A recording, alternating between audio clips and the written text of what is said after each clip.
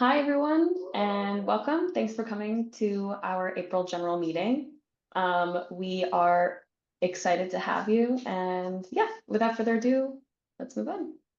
So here's a quick agenda and announcements. I don't have too many announcements, so we should be all right on time. And then we'll have Tim Babcock and Casey McGrath, who are both work from Pacific Northwest National Laboratory, present to us about the National Lab Network, as well as the opportunities at PNNL.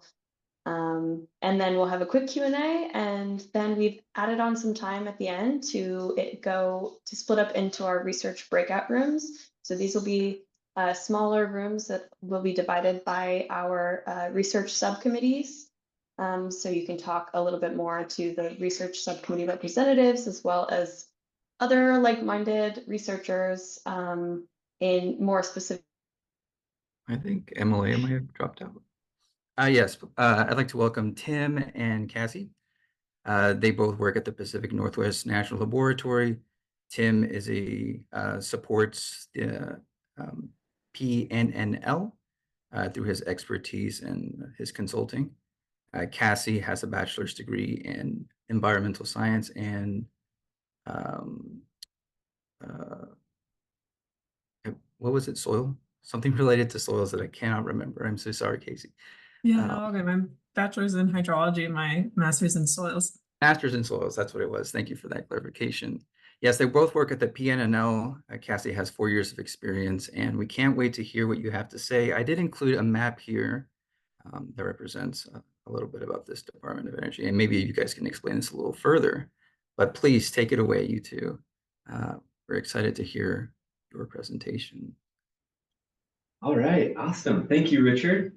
So again, yeah, I'm Tim Babcock. I've been at Pacific Northwest National Lab for about 8 years. And before that, I was at Sandia National Labs for 4 years. And then before that, I was in graduate school. And so awesome. Yeah, I'll take about 10 minutes and then I'll turn the time over to Casey, who can take, گفتیم 5 نفر کانگرات برنده and شدن. then we'll open it up for questions. And awesome. Richard, if you could let me share my screen, I can go through some slides too. Sure, Okay. and if everyone else could also mute themselves, that would be great. Thank you. Perfect. All righty, awesome. So yeah, I'll go through some slides here. So Pacific Northwest National Laboratory, we have over 6,000 employees. Most are at our main campus in Eastern Washington State, but we also have offices in Seattle and Portland and Sequim. We're the only national lab with a marine sciences laboratory there in Sequim, which has access to the ocean. And we also have an office in College Park, Maryland. There are about 200 earth scientists in College Park, Maryland. And then we have, at the last I heard was about 800 fully virtual employees anywhere within the United States. We have employees in every state. And awesome. So similar to that map that Richard was showing, there's 17 Department of Energy national labs across the country. You've probably heard of Los Alamos or Sandia or Oak Ridge. Pacific Northwest National Lab is one of those 17 labs for sure. And awesome. So here's a picture of our main campus. PNNL has a really broad and diverse research focus. And so if you go to our site, pnnl.gov, in the top left-hand corner, there's a research tab you can hover over, and you can see all the different areas that PNNL is involved in and see some of the latest projects that we're working on. It's almost easier to say, what does PNNL not do than what we do because we do so many different things. So our main campus here in Richland, Eastern Washington, right along the Columbia River, really growing campus as well. As you can see, our grid storage launch pad building is nearing completion, and we're continuing to grow. So PNNL is advancing scientific frontiers and providing solutions to critical national needs. So the government turns to the national labs to solve critical problems in energy and national security and earth and biology, all these different areas where the private sector is not positioned to do that. We're not reporting to stockholders, we're not turning a profit, which is good as well. But the national labs are focused on research and development. So we are an FFRDC. The national labs love their acronyms. So FFRDC is a federally funded research and development center. And so we receive federal funding to solve critical problems that are facing not just our country, but the world. And we're also GOCO, so government owned, contractor operated. So the government owns like our facilities, our equipment, our property, but it's contractor operated. So there's a private contractor that operates the national lab. So there are different contractors. Battelle is our contractor, and they operate, I think it's like 9 total national labs. And we were the first Battelle national lab as well.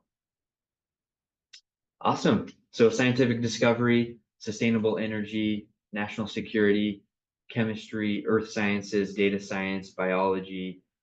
We have a really broad, diverse research portfolio. Some of the things that you can see, chemistry, for example. I'll go through some of these slides kind of quickly, talking about some of the different areas that PNNL is involved in. Chemistry is a huge area. PNNL likes to think of themselves as maybe, the chemistry lab amongst the national labs. Earth sciences is a huge area as well that PNNL is involved in, whether that involves the atmosphere or coastal processes. Again, we're the only national lab that has a marine sciences laboratory. Computational science, of course, that is growing. Machine learning, AI, a lot of these hot topics PNNL is very involved in. Biology, of course, as well. A lot of different projects around biology that PNNL is involved in. Decarbonization, again, this is another really critical problem facing our country and the world. How do we safely use energy and responsibly and store that, and different research involved in that area. Energy storage, again, we're building the grid storage launch pad, and we're a main hub for a lot of that research that's going on. Nuclear materials. PNNL is one of the few facilities that has I think it's like called a Category 2 nuclear facility to do research. It's our RPL building, our radiological processing laboratory. National security, threat analysis. About half of our funding is national security. We operate on about $1.5 billion a year. And there's a lot of applications in national security. For example, when you go to the airport, the machine where you like put your hands up like this, PNNL developed the technology for that. All right, so yeah, again, 1.5 billion PNNL operates on every year, a little over 6,000 staff. And you can kind of see some of the breakdown. We're one of the most diverse national laboratories. For example, some of the national labs are maybe a little more focused in one area. For example, like Idaho National Labs, they do a lot of nuclear energy, whereas PNNL is maybe a little bit more diversified, which can be advantageous as well, because as you know, funding ebbs and flows in different areas depending on administrations and different things that are coming up. And so that's really advantageous because as funding ebbs and flows in different areas, we can kind of adapt and quickly take advantage of increases in funding in different areas. Alrighty. So PNNL Science Mission advances understanding of the world around us. Again, we're doing R&D on critical problems to advance science, and I'm gonna hop to the end here. All right, perfect. All right, so you can get a little bit more about like our staff. So of course, PNNL promotes diversity, equity. We know that creates better teams and better problem solving, and we're very involved in our community. We have a lot of employee resource groups to support our staff. We want them to be successful. We want to set them up for a successful and long career. And we enrich our community through engagement, and we do a lot of volunteering, and that's very important to PNNL. And awesome. And with that, I'm going to show you just real quick some of, let's see. Okay, so PNNL site, again, PNNL.gov. You can look at some of the different research areas that we're in and see some of the projects that we're involved in. Our career site, we have a lot of internships. Some of our internships have closed, of course, for the summer, but we're constantly posting new postings. We have a lot of postdoc positions as well, even postmaster, even post-bachelor, and then of course staff scientist positions as well. So we encourage folks to hop in here. You can join our talent community. That's where you can select areas that you're interested in. And so you can get connected to PNNL. And then we encourage folks to keep checking back and apply to positions that they're interested in. Awesome. And with that, I will turn it over to Casey. Thank you. All right, let me share my screen. Can you see? Yes. Great. So thanks, Tim. I was asked to give a little talk about my journey to PNNL. I got out of grad school 2019, and so I'm pretty close to folks that are in the grad school space. So I started out, I was born and raised in Rhode Island, and then I did my undergrad at University of New Hampshire in environmental science with a focus in hydrology. And that was kind of where I started to work in smaller labs at the university. I also, an important part of my story is I went to New Zealand during that time and did like this ecology program where we basically learned how to be researchers. And that's kind of what sparked my interest in research. After that, I went to Hawaii, where I did my master's. And this was kind of an unplanned thing. I was actually looking at schools in Washington, like all across the West Coast. And I had a friend say, oh, I heard about this cool thesis that you could do in Hawaii. And she connected me to the advisor that I had. And I studied the effects of soil warming on microbial communities and also the release of CO2. So in this, I was able to do a lot of field work. I created data sets. And this is also where I started to learn how to code and kind of fell in love with data science. And so that was the start of that. And so then fast forward, I'm presenting my research at AGU and someone comes up to me and says, have you heard of a postmasters at PNNL? And I was like the post office postmasters. And so then they actually, as they were speaking to me, someone from PNNL walked by and they said, oh, talk to Bob. And so I talked to this person, they connected me. And then I was able to apply for this postmaster's position in the group that I'm currently in now for geospatial analytics and geointelligence. And so as I started as a postmaster's for a year, and then in 2021, I got promoted to a geospatial data science in the same team. This is a picture from a working group that I went to this past year in California for one of the groups that I'm in.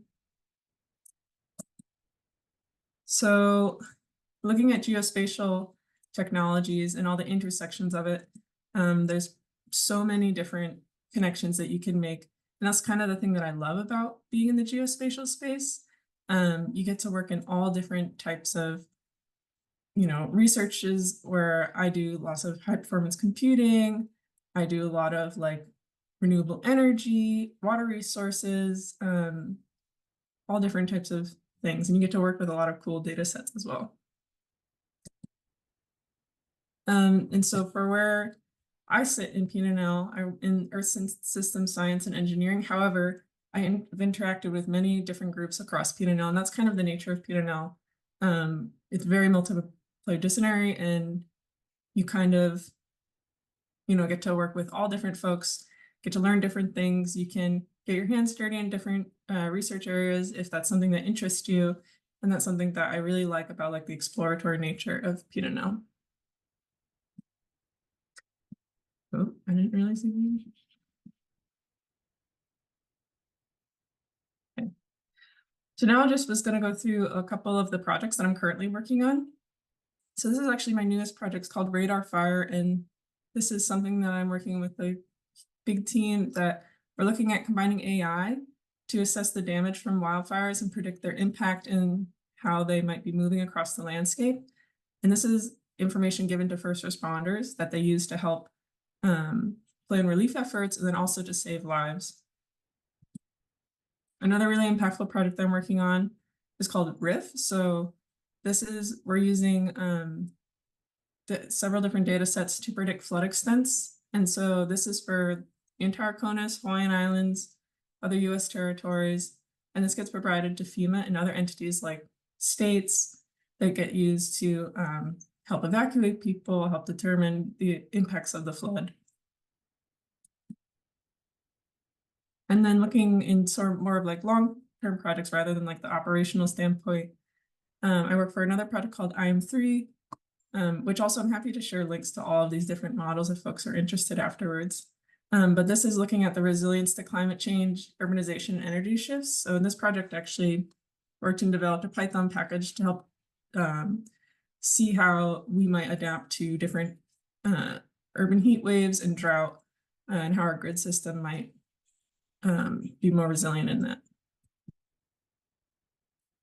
And then getting back to my first love of soil, this project is new too for me, looking at the key factors of worldwide methane emissions in global wetland systems. So this is in the machine learning space, and we're using this to help inform mitigation approaches. So this is a huge global data set, and what we're trying to dig through to get to the drivers of how methane is changing over time.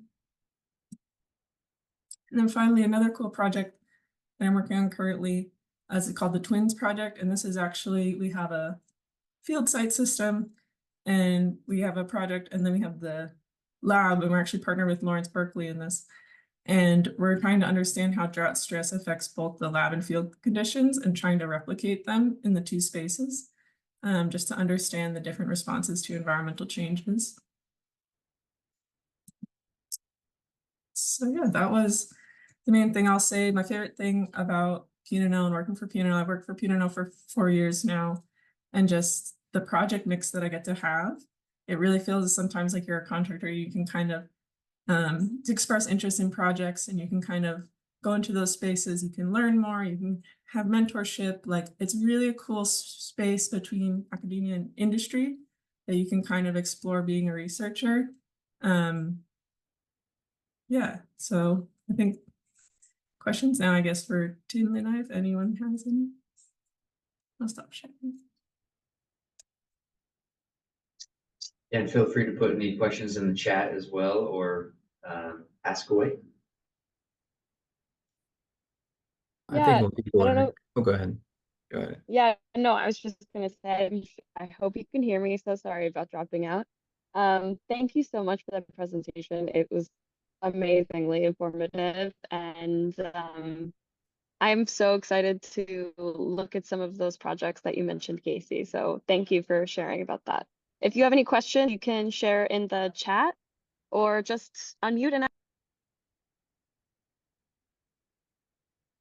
I did have a question, Casey. Those projects that you mentioned, what kind of scale are we talking about? And specifically with the research teams, is this like, are you like the sole driver of some of these projects, or do you have 3 or 4, or do you also work with universities, or how does that work?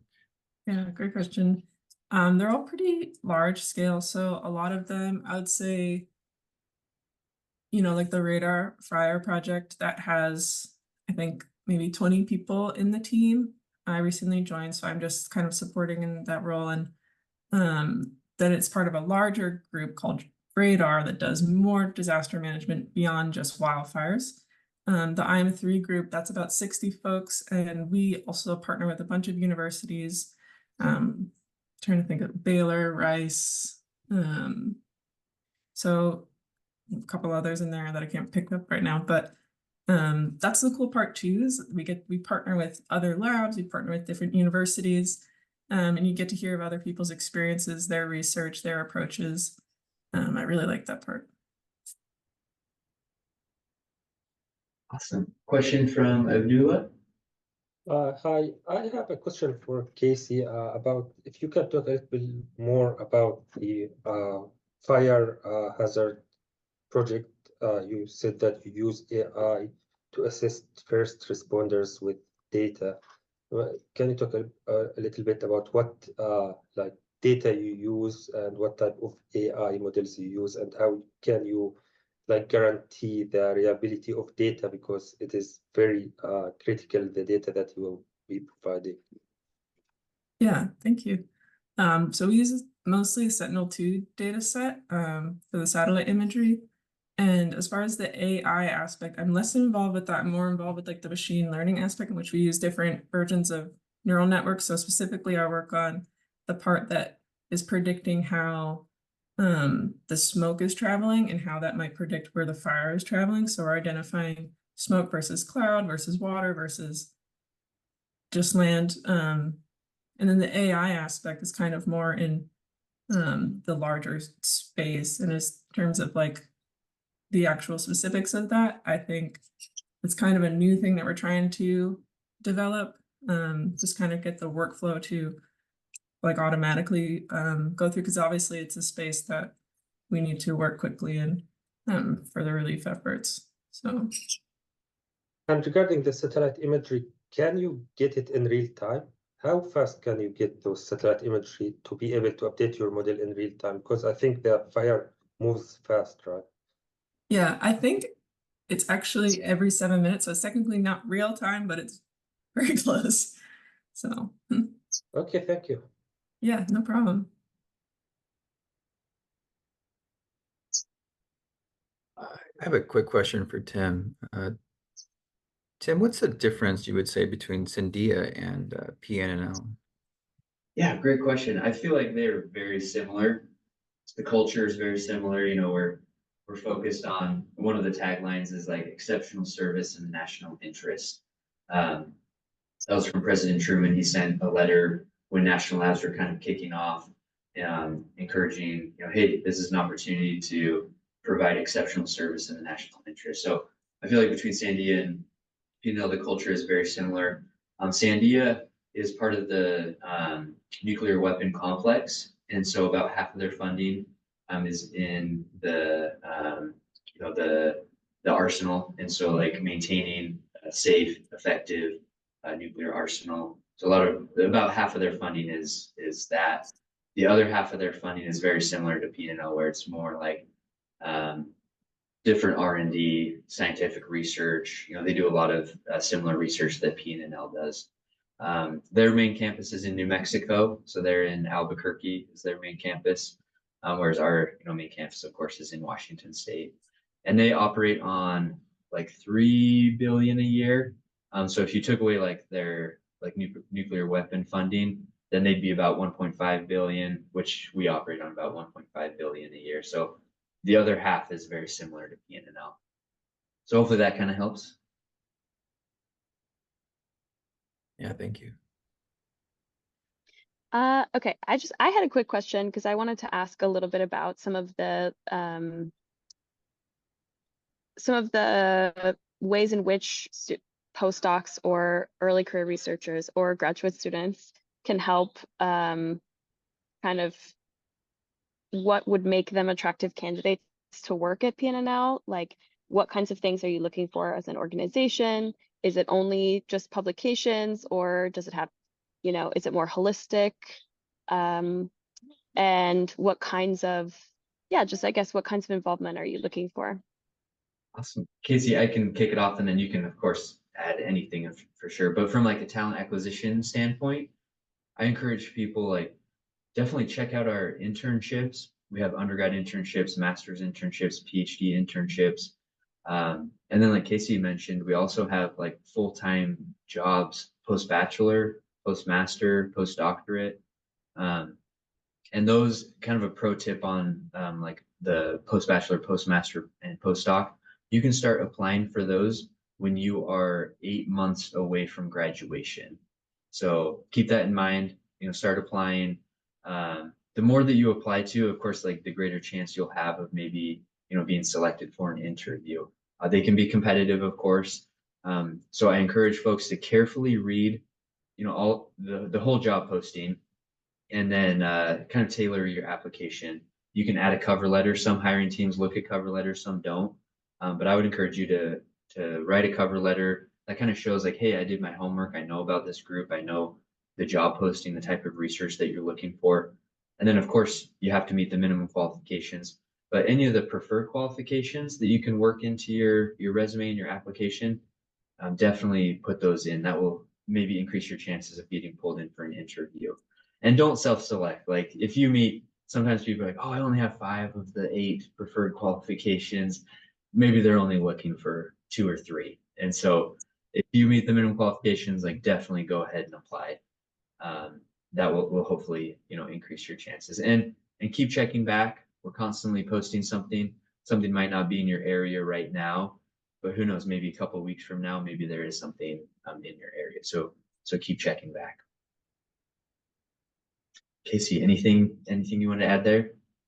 Yeah, I think all that's so true. And then also I think like the holistic aspect is true. Like don't be afraid to, make tailor your resume. But I remember when I had my interview, I had on there that I did it's called CERT, it's like Community Emergency Response Team. It's like a volunteer thing where I learned how to like rescue people from buildings and I had that on. I remember people were really, really interested in that just because it kind of shows that, at least in the space that I was working in, like that, disaster management, like I was interested in like being on the ground and like understanding that. And I think too, another piece of advice I would give is just being open to the opportunities you can have at PNNL. When I started at PNNL, I was actually more in the nuclear space than in the earth science.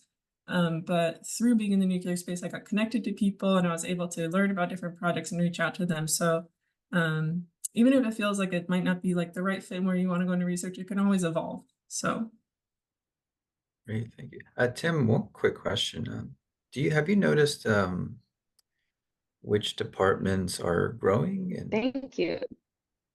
Yeah, good question. Man, I would say that all of our like everyone's growing pretty much. When I first came to the lab 8 years ago, we were about 4,000 employees. Now we're over 6,000 employees, and so we're continuing to grow. We have more work than we have, workers. And yeah, I would say all of our groups are experiencing some growth. Good question. Yeah, I have a quick question. So specifically for Casey, I know that you mentioned that you had started this data science journey in your master's degree. So this might be an assumption that you hadn't worked with that previously. Been noticing a lot of new jobs out there incorporating some form of data science or machine learning. Do you have any advice for people who want to get started in that space, or any formal or informal training that you did?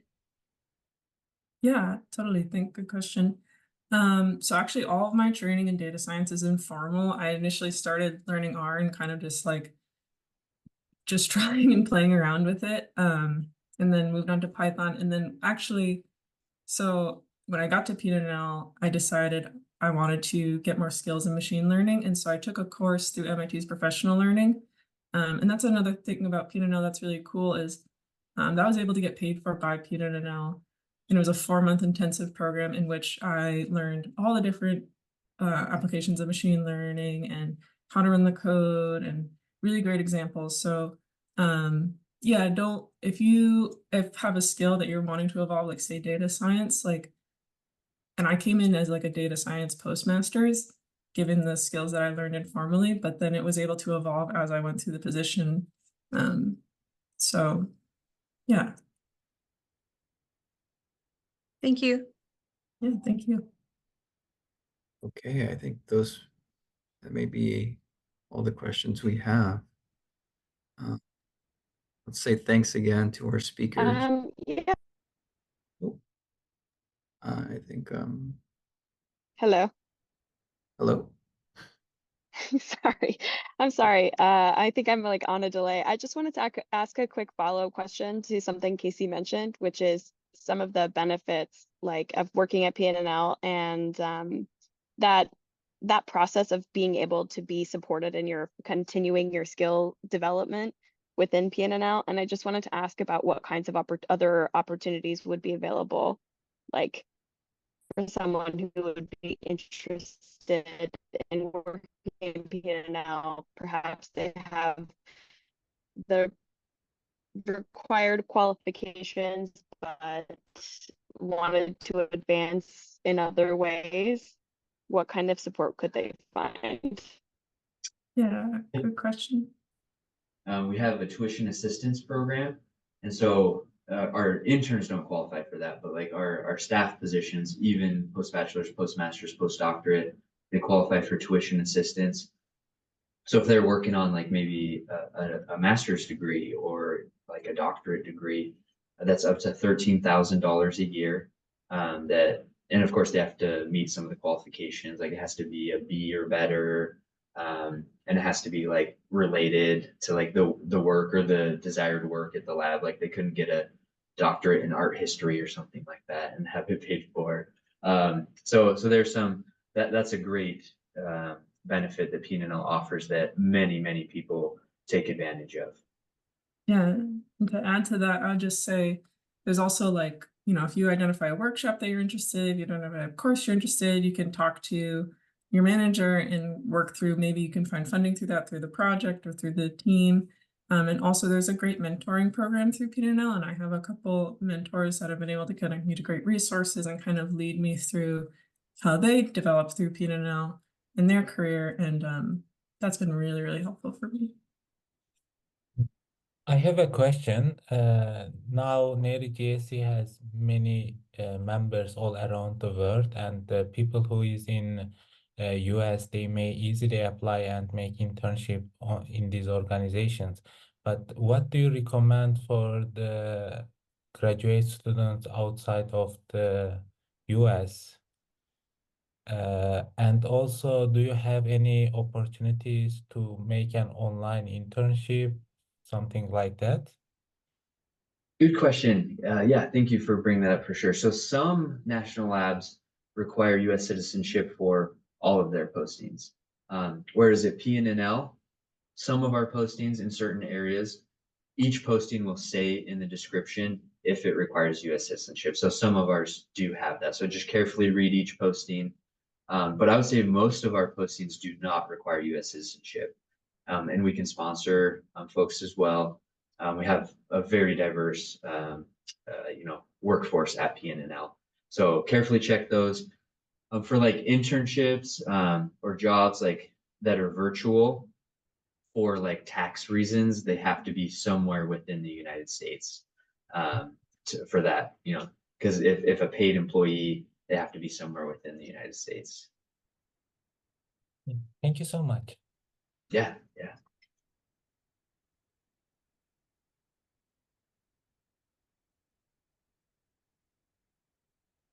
I think there's a question also, it's not identical to Narula's, but it's kind of, I guess, along the same lines. There's one in chat from Rajendra. It says, would it be possible for you to collaborate with and engage a few of our graduate student council members for ongoing research projects of yours? Very bold question.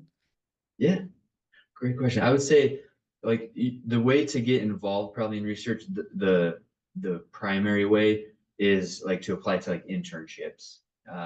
If you're enrolled in a degree program, and so at careers.pnl.gov, that's where we post like all of our internships. So that's a great way. There, even on our just pnnl.gov, you go to our homepage, there is like partner with PNNL. So sometimes you can kind of check some of those, like a visiting researcher type of opportunity potentially. But I'd say the vast majority are through the careers.pnl.gov and like through internships or like job opportunities.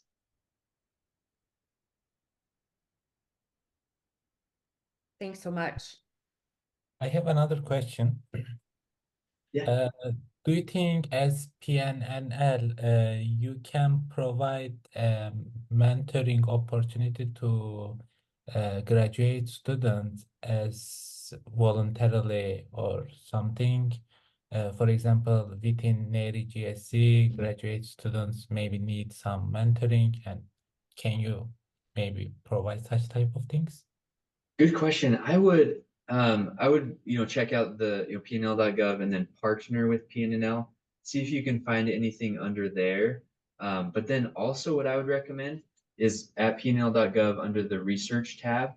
Like for example, if you were like Earth and Coastal Sciences, then I would like dig into there and then see some of the researchers that have published recently or working on certain projects. You can kind of find that on the site, and then maybe try and connect them with on LinkedIn. You know, our researchers are very busy, of course, and you might not hear back, but that's a way that you can potentially, you know, connect with them and see if they share any opportunities. Thank you. You bet. Okay, great. Thank you, everyone, and thank you, Tim and Casey, for presenting and answering our questions.